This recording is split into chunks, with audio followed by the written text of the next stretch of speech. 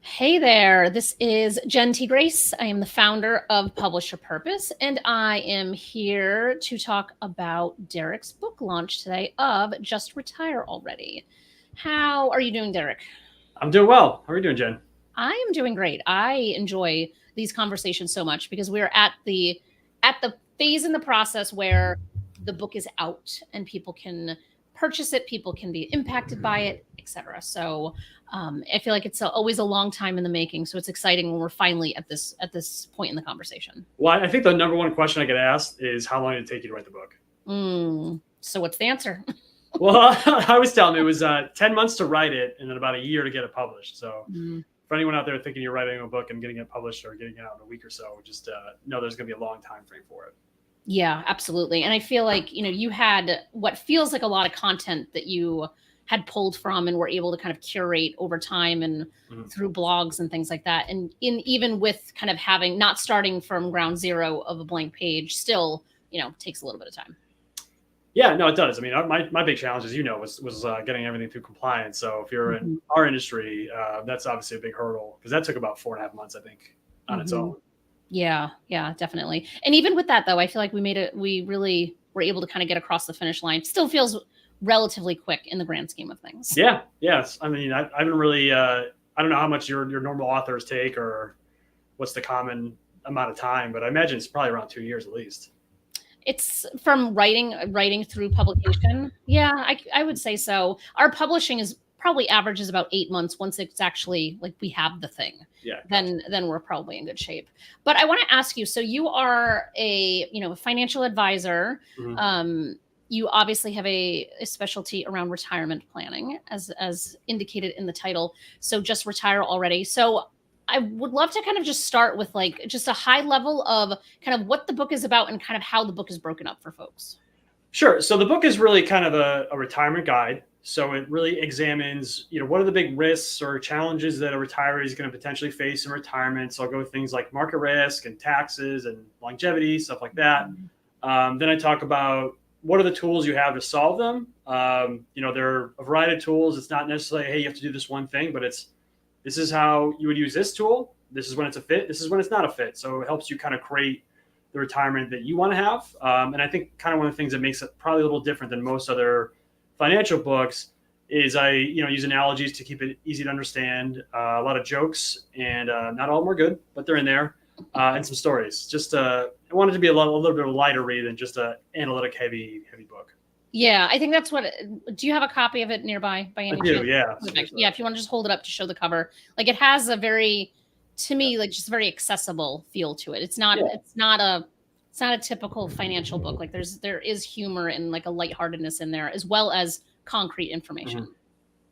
Yeah, I think that my goal was how do I present this in a way that's easily digestible, and also a lot of it is just honestly how I explain stuff to clients over the years. And the feedback I've always gotten is like, wow, you really explain this really well. I get it. Because my goal when I ever have a client meeting is if you ever had a cocktail party and someone's asking you financial advice and they say, well, what did you do? And I want to be able to tell them exactly why they did what we recommended. Yeah. So I think, my things is really on teaching in general. So a lot of that I hope carries through into the book.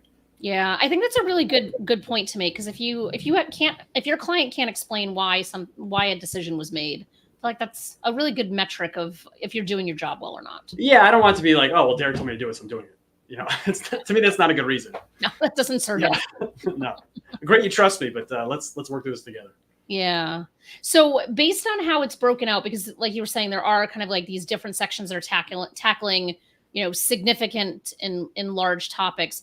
What was your, I guess, process or frame of mind for identifying like what were the things that you were going to include in here? Because obviously when it comes to retirement planning or financial planning in general, there's millions of different ways you probably could have sliced this.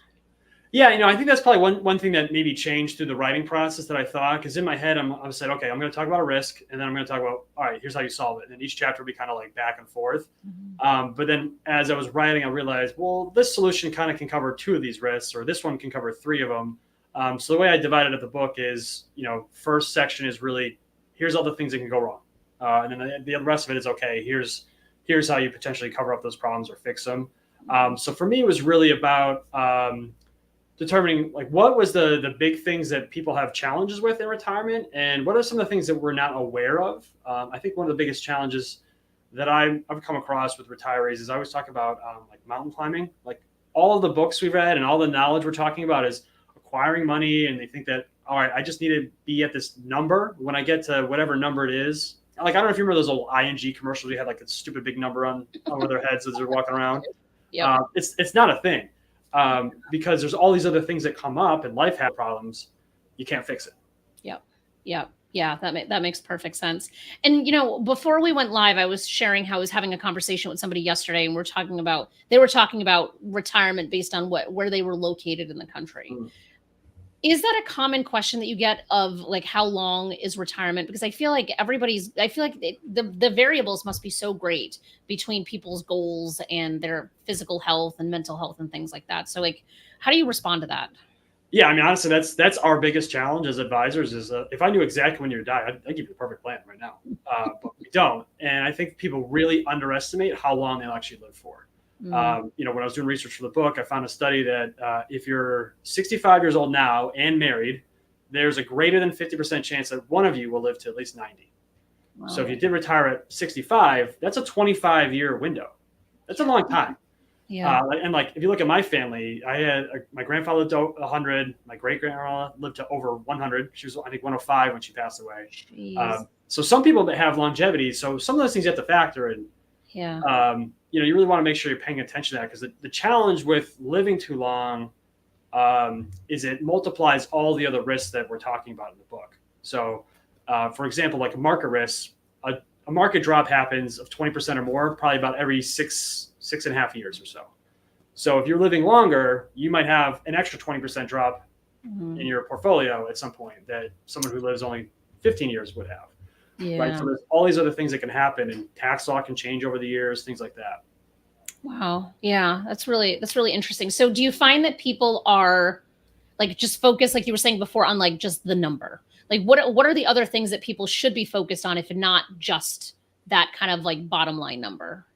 Well, I think they should really be focused a little bit more on how they want their lifestyle to be, right? Because like you mentioned, moving, right? Okay, so what is the impact of us moving? Do I want to move to Florida? Okay, now there's no state tax and there's no state estate tax. But if I move to California, all right, now we're in a higher tax bracket for the state. There isn't a state tax there.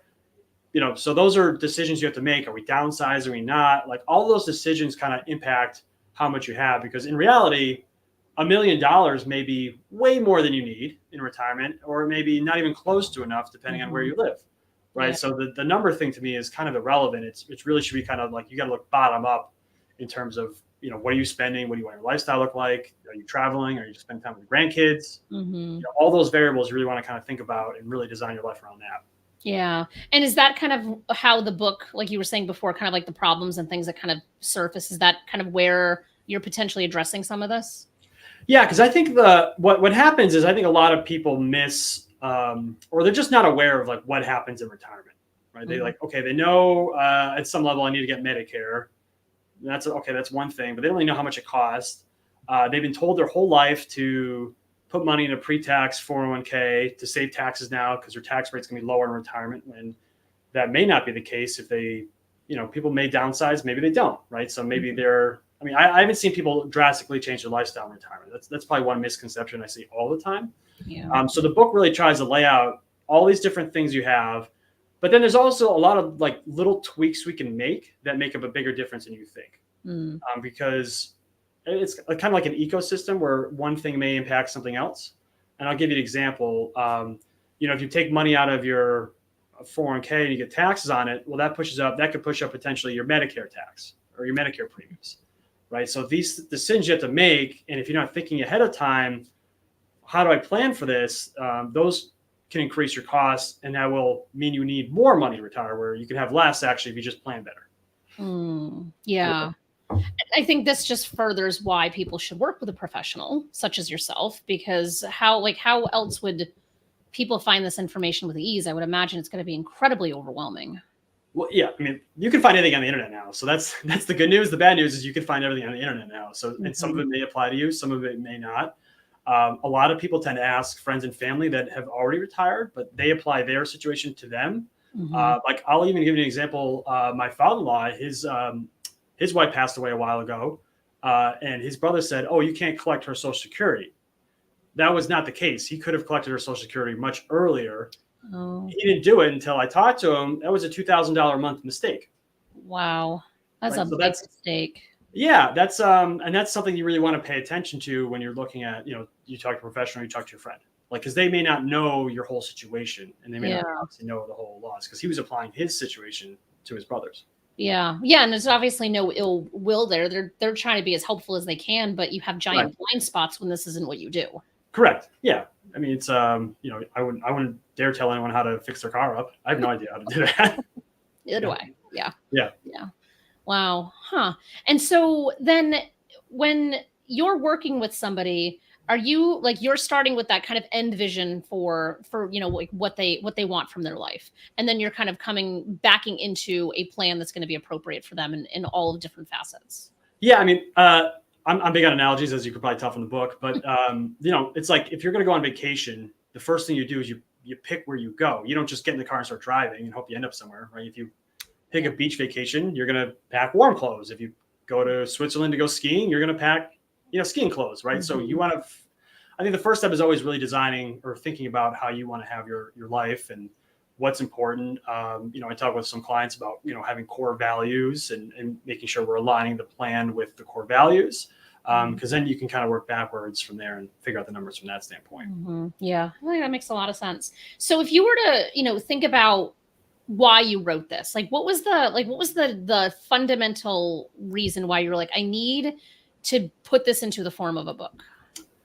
I'm gonna give you a couple answers to that question. I think the big overarching one is, and I mentioned this in the book. Like my father passed away when I was 25. He was 57, and when we went out at the wake, you kind of get to see like the impact someone has when they pass away, because people come out of the woodworks and talk about, oh, this is there was someone from my father's high school that it was kind of ironic because I went to high school with her daughter, and she was like, oh my God, your father was amazing, and so I always kind of thought about, since that moment on, like, what's the impact I can have? And one of the challenges in our industry is we can really only work with a few amount of people. And typically those people have to be people that tend to be a little wealthier, quite frankly, because it's not worth our time to work with someone with very little money or can't afford it. Unfortunately, it's just the economics of our business. So I thought, okay, well, how can I take what I've learned over the last, 14, 15 years and give more people access to it, and then create more of a lasting impact, and have something that I can kind of potentially show, hey, look, for my kids,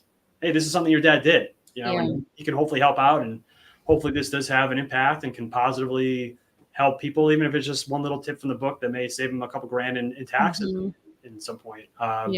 So that's kind of why I wrote it. I think the other kind of just generic reason is, I've read enough of these books and they're so dry. They're so boring.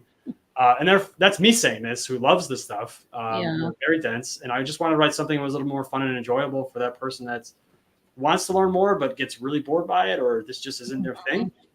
Yeah. So long-winded answer, but that's kind of why I wrote it. No, I think that's a great response, though, because I feel like everything, I just remember in the earlier parts of the conversation, like talking about the cover, of like really wanting to make sure that the cover did feel accessible to people, because I feel like your cover could have looked 100 different ways and had very different tones and implications and perceptions that people would have had, but rather there's just there's like an ease to it where it's like, okay, this is going to be something that I can read, that I'm not going to be overwhelmed by, because the author was intentional about making this information just easy for me to get through. Yeah, well, I wanted to convey that. I mean, that was probably one of our challenges, is trying to figure out the right cover, because like, what is retirement? It's such an agnostic thing or different thing for so many people. And I think, to your point, I want to make sure, like, this is attainable.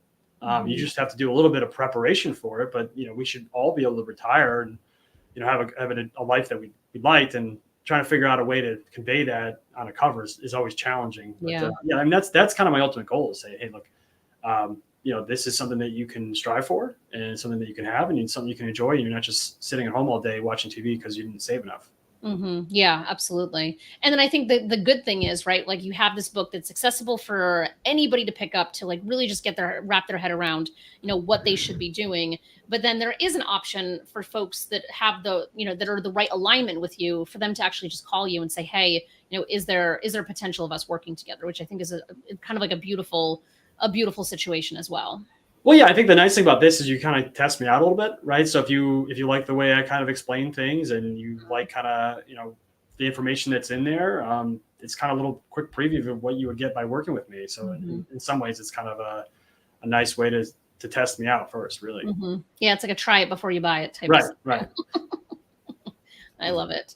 So I know that we're coming up toward the end of the year, and I know that you talk about tax planning in the book specifically. But are there certain things that in theory, should be on people's radars now before we're like too far into it? Yeah, I think one of the big things that I've been trying to harp on a little bit more lately, especially, is we're coming to the end of the year. There's certain things that, from an end of the year standpoint, you have a definite time frame for. But the other thing that's kind of a bigger thing that's coming up in the next 3 years is the Tax Cuts and Job Act is set to expire at the end of 2025. So we basically have 3 tax years left to do some tax planning for that. And there's going to be a lot of implications. So for business owners, the qualified business income deduction, which is 20%, is going to go away. Most tax brackets are going to go up. Some is around 3 or 4%. So we really have 3 more opportunities to take advantage of that. So I'm having some conversation with clients now about doing Roth conversions. That's where you take pre-tax money that you have never paid tax on, pay some taxes now, so you kind of realize it in this year or maybe over the next couple of years. And this way, moving forward, that money is tax-free. So those are some of the little things we're talking about. Still your deadline to put money in your 401k plan before the end of the year. So if you're behind on that, you can still have time to do that. You can do some gifting before the end of the year if you wanted to do that. So those are a few things that I'm talking with clients about and making sure that, hey, before the end of the year, these are some things we should be looking out for. The other one is harvesting tax loss gains tax gains or losses. So those, with the market being really volatile the last few months, there may be some opportunity to reduce your tax bill that way. Yeah. Again, this is why working with a professional is incredibly important, because this is all beyond me. Yeah. Well, this is all more like, these are the little things that add up. Most people can do the 80% of the stuff really well. I think where the professionals come in, and this is even working with you. Like I could have self-published this book, no problem. No, it would have been a problem. But you made it so much easier because there's things that you know to look out for that I would have had no idea to look out for. And I think it's that 20% that makes the difference between someone that just does this and an expert or someone that's really good at their job. Because those are the things we miss, and those are the things that when you do a lot over time can add up. I completely agree. And so what, if you were to wave a magic wand and I don't know, a month, 6 months, 12 months, however long in the future, you have someone come up to you and they say that they read your book, like, what is the thing that you're hoping that they're going to say to you? I think the big thing I hope is I read your book. I liked it, so I hope they would like it. But I also took action on it. This is what I did. I would love it if they read it, because that'd be great. I would love if they enjoyed it. But I've read enough of these self-help books. I'm kind of a self-help book junkie myself. I've slowed down how much I've read because I want to make sure I actually implement stuff. Because if you don't implement something, it's not going to help you. So that's what I really hope is someone comes up to me and says, I read your book, and as a result, I decided to do this, and it's made a big difference. That's what I would love to hear. I love that. That is such a great goal too, because it's so achievable. And what I would say for anyone watching this is, don't ever hesitate to email the author. Like, I feel like it's one of those things that like, there's this, I don't know, like, it's like we put authors on a pedestal where like they're inaccessible, and your email address, my email, like all the authors' email addresses are all over our books. Like, it's very easy to contact.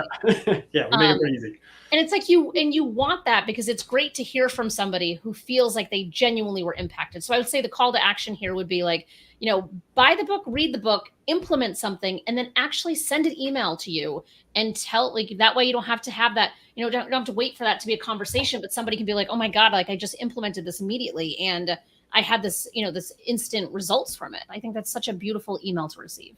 Oh, that'd be amazing. And even if they have questions like, hey, I read this, I didn't quite get this. Because, it's a lot to describe in a few chapters, you Mm-hmm. know, in general. So if there are questions, I'm happy to answer them and you know, Mm-hmm. give feedback. Yeah. And I think that's just a beautiful thing because not all authors are also accessible. So your book's written accessibly.